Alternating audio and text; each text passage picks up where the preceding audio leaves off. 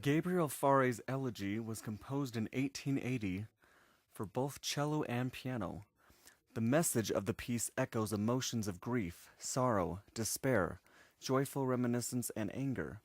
Fauré intended his piece to be a full sonata, but it never became a finished product. The cello and piano duo was first performed at the home of Cézanne. Elegy later received its first public performance at the National Society in Paris on December 15, 1883. This piece is the representation of a eulogy. A eulogy is a speech praising someone who has recently died.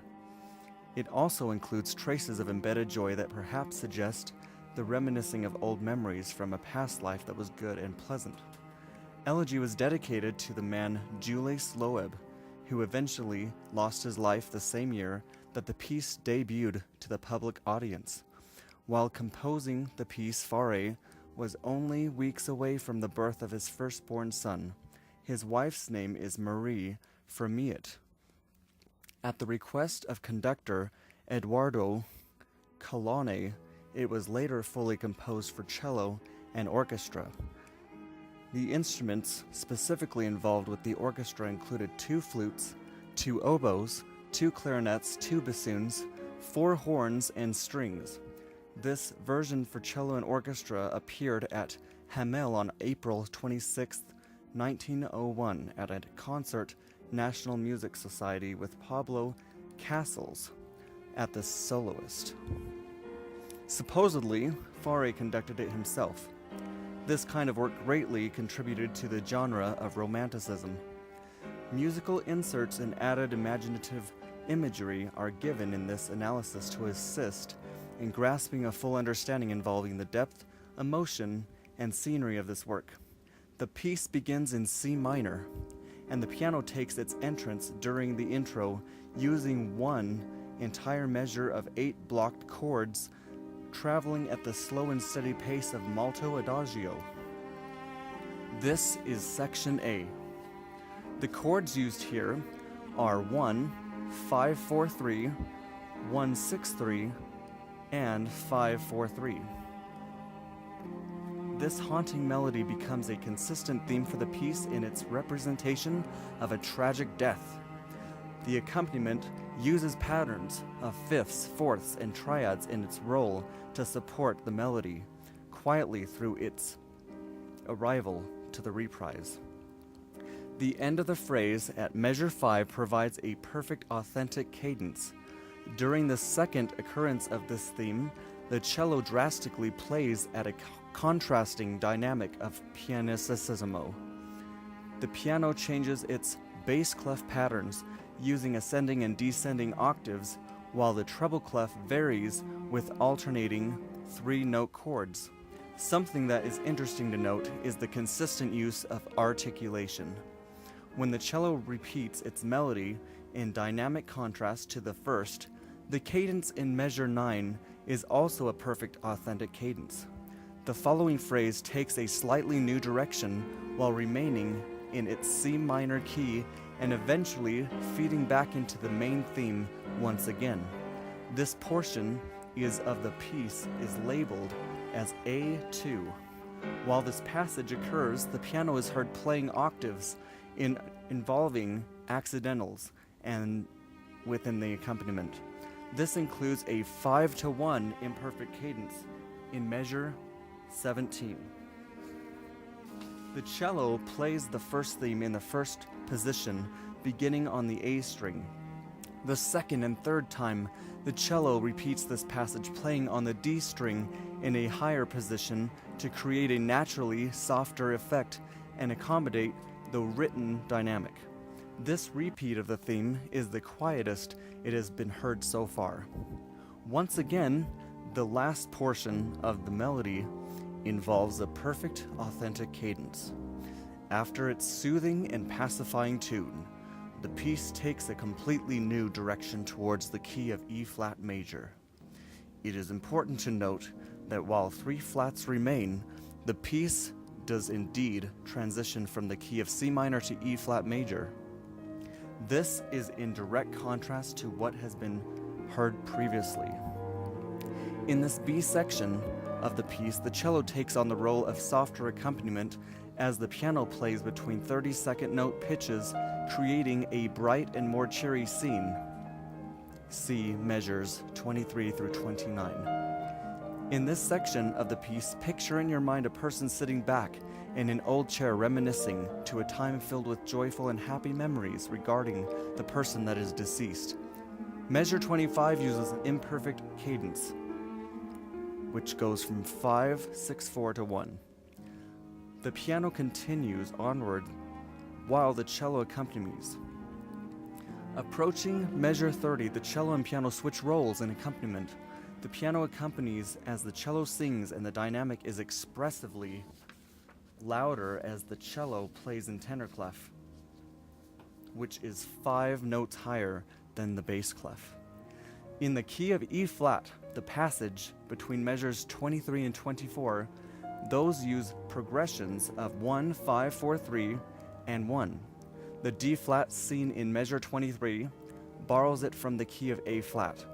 This new passage sings out an even greater joy as multiple happy memories flood the fictional character's mind.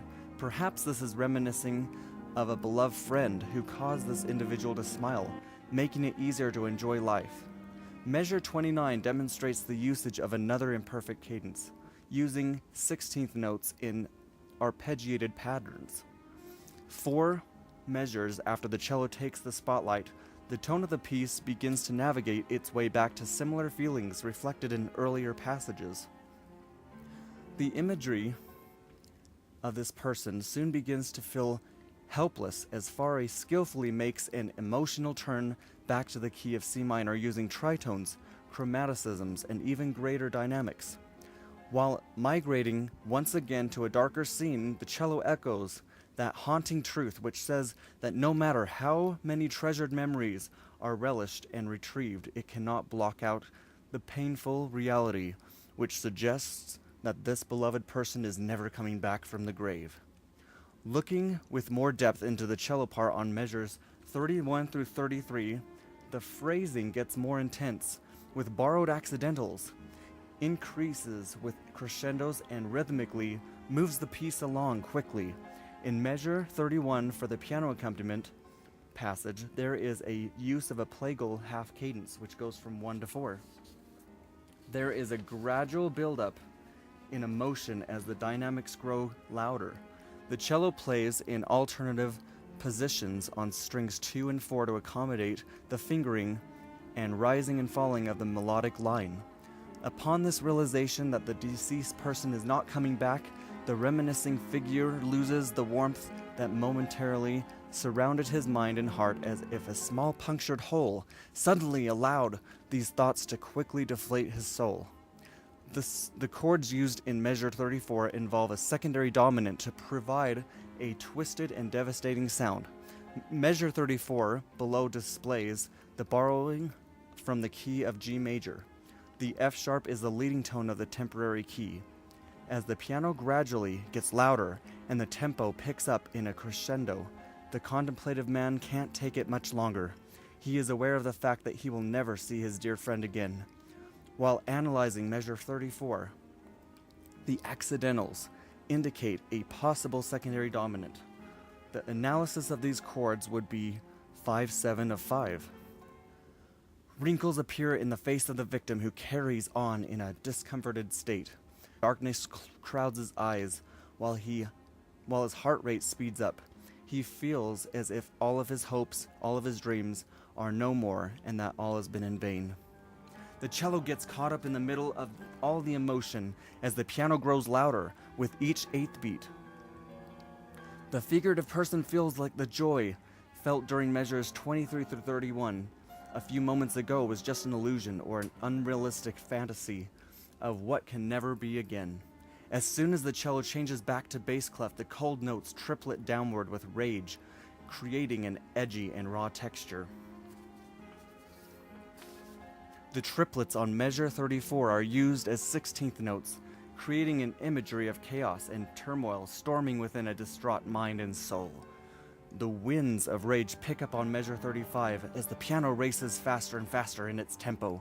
The cello has a quarter note rest as the piano plays 30-second notes concluding momentarily with an 8th note E7 chord.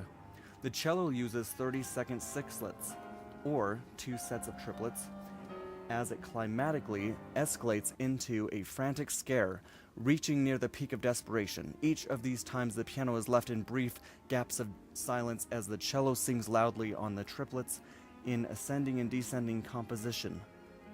At the end of the passage, the piano accents harshly on 3-note chord created with octaves and embedded fifths. On measure 37, the cello comes in on beats 2 and 4, while the piano enters on beats 1 and 3. The piano and cello use a call and response pattern together in this manner a few times. During the cello's chromatic escalation through measures 37 and 38, the piano plays 3 8-beat chords during the busiest part of the piece. The first one is a tritone concoction using F sharp and C in the left hand and E flat and A in the right. The second is a 5 chord with an added C to create a clashing effect caused by the tritone interval, or also described with 6 semitones. The third is a 5-4-3 chord as the cello finishes up the rapidly insane 30-second passages in ascending and descending patterns, making its way up into the high register of the cello using thumb position and migrating back into tenor clef.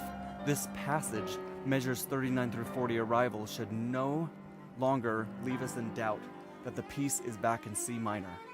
The victim screams out in rage during this scene with all of his might, that haunting, reprising melody observed within the last 3 previously sections of the piece.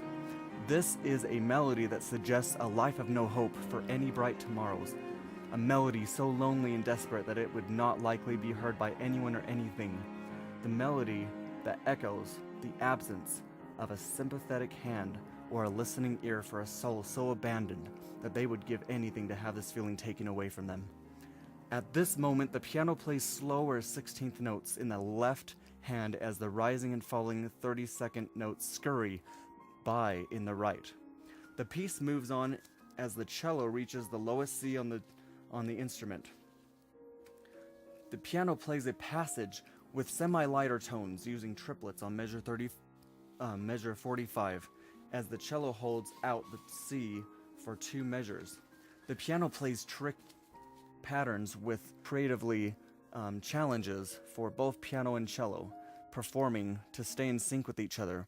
The cello enters in afterward, echoing dark tones and beautiful phrasing, reflecting an exhausted individual who has used up all of his energy, a passage reflecting a heart that has drained out all of its emotion and has nothing left to give, a passage reflecting one who lays hunched over, full of sweat, out of breath, and one who has given it up because it is pointless to keep trying to change what cannot be changed. After this climatic scene, the piece begins to sound worn out in a draining texture which fades slowly to a close. It is easy to imagine a shriveled up body that exhales irregular spasms during this moment. The cello echoes with last notes of any feelings it has left to give. The cello passage afterward droops lifelessly with B, C, G, E flat, D, and a final C on the 1 chord. There is an imperfect authentic cadence on measure 51. The piece contains a total of 53 measures. When the cello lands on C, listeners can definitely feel the last and final blow as the heart has exhausted all of its strength and has no emotion left to express. In this state, the piano quietly echoes 3 last haunting chords in C minor as the piece concludes itself in quietus and ultimate death.